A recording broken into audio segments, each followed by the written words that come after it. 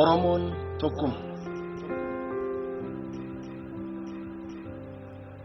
Ashamaa harka fuunee akkam nagaa jirtu maccaa fi tuulamnis raayyaa fi raayituu akkam jiruuf jireenyi ijoolleen baarii gamaa assalaamu alaykum akkam jirtu jama ani nagaa kooti xiqqoon daalachaa'e alhamdulillaahi rabboliin nu ga'e walirraa fagaannus mar'imaan wal yaadaan waxalamee keessa nama waada ana keessa na fixee fuula na gurraachessee ana diimaa bareedaa kasala na fakkeesse fuulli koo kasalaa'us ilkaan kootu addaata karaan keenya fagaatus garaan koo sin yaadata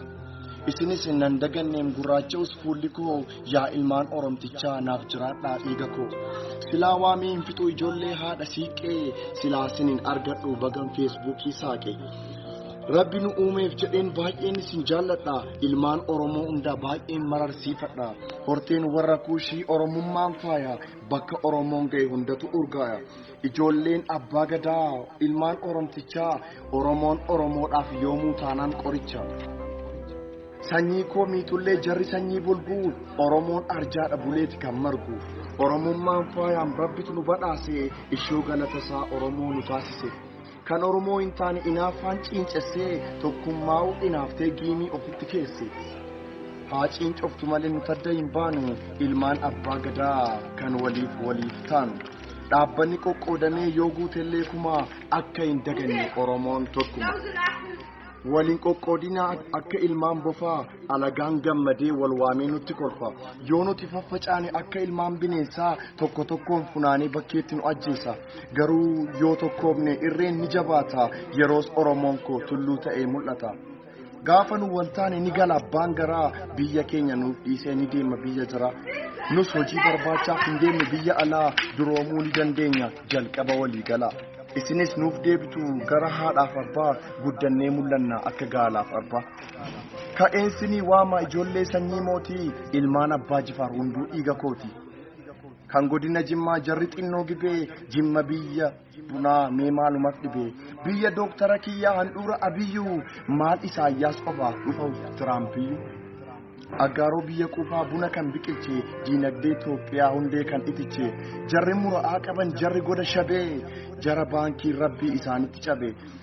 jarri daka guumaa maabuu baabilillee abbaa uumaa keenyaan dagannu yoomillee ijoollee limmuu kootii qaqalloo akka migiraa sinirraa fagaadhus qalbiin koo simbira sigimoof gaattiraan amma Singaapuurii wayyaanee fixxanii goota duruu jarri koodee kiyyaa ilmaan abbaa booraa ijoolleen beddilleef jarri mattuuf coora biyya caalishoonee biyya bosona yaayyoo kunuunsi nuuf eegi ati yaa Waaqayyo biyya abbaa gammachiis Oneesmoos Nasiibii iluu abbaa booraa nuuf eegi yaa Rabbi biyya Baa'aaluu Girmaa dachii maqaansii suphee biyya keessan dabarre diinii dhaabatees rifee jarri goda Arsii sanyii nu seen buunee ni ajjeesu malee jarri diinaan duune ijoolleen asallaaf jajjabeen boqojii warqee nuuf fidanii kan mul'isan raajii jarri shaashee kootiif ijoolleen kofalee aadaaf seenaan jaraa baay'ee natti tole sanyiin Aliyyii cirrii jarri baddaa baalee keessummummaaf dhaqee keessummaan yoom galee jaalalaan mo'anii nama jilbeenfachiisu cumboof urgoo furdaa nama habbuuqqachiisu biyya tiraaktiraan garbuun facaafamu biyya bonaa ganna asheetu nyaatamu baalee biyya quufaa qamadii fi garbuu balaa dhufaa darbaa rabbirraa haa qabu baalee biyya gootaa biyya waaqoo guutuu jaalala namaatiif namarratti duutu ilmaan Abdiisaa Agaa sanyii Abishee Garbaa Wallagga biyya dhiiraa dhaqeen laalee darbaa biyya Kumsaa Morodaa leenci bosona raasu Wallagga biyya gootaa galtuu haree kan baasu biyya pirezidaantii koo Dachii Lammaa Magarsaa Abshir Wallaggaa koo waaqsichuu nuuf dabarsa gootaam wallaggi koo jarri leeqaa gamasii roorroof hin gugguufanii falmaa jiru har'asi jarri dambidooloof ijoolleen naqamtee baay'ee natti toltiin jaalalaaf uumamte ijoolleen innaangoof qeerroon goda gimbii nagaatti baay'isii nuuf eegi yaa Rabbi biyyi sirni gadaa keessatti itite biyya wal qoqqooduun qarxam jedhee cite babbareedduun Gujii ijoolleen Booranaa qeerroon ya'a balloo borissin abdannaa jara Oromummaan dhugaan keessatti marge Walloo fi Kamisee anjajjaboon arge jara goda qobboo raayyaa fi raayituu yoo nu fageessanis hiddi keenya citu Oromoonni Walloo baay'een sin jaalladha raayyaa fi raayituu wal jajjabeeffadha ka'eetan qajeelaa gara burqaa gootaa jeneraal Taaddasaa Seenaan si yaadata kan goota oomishu Salaalee fi Kuyyuu jarri Shawaa kaabaa gootaa baryoomiyyuu biyya diddaan gabrummaa keessatti xaaxa'e amboo biyya hacaaluu diinii dhaquu yaadda'e ijoolleen jalduutiif kan tokkee kuttaa'e biyya taankiin diinaa itti daaraa ta'e ijoolleen gudariif kan gama waddeessaa walirratti du'u yoom walirraa dheessa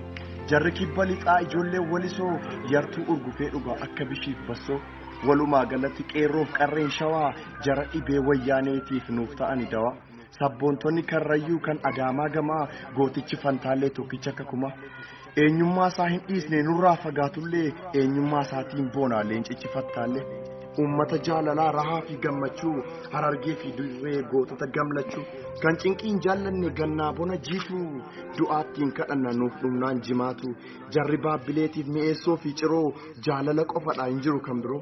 hunda waamee hin fixu oromiyaa bal'oo yoon dinqarraan fadhee noof kolchaa maaloo baay'een sin jaalladha hunda oromootaa haqqii koof kan keessan rabbiin nuuf dubbata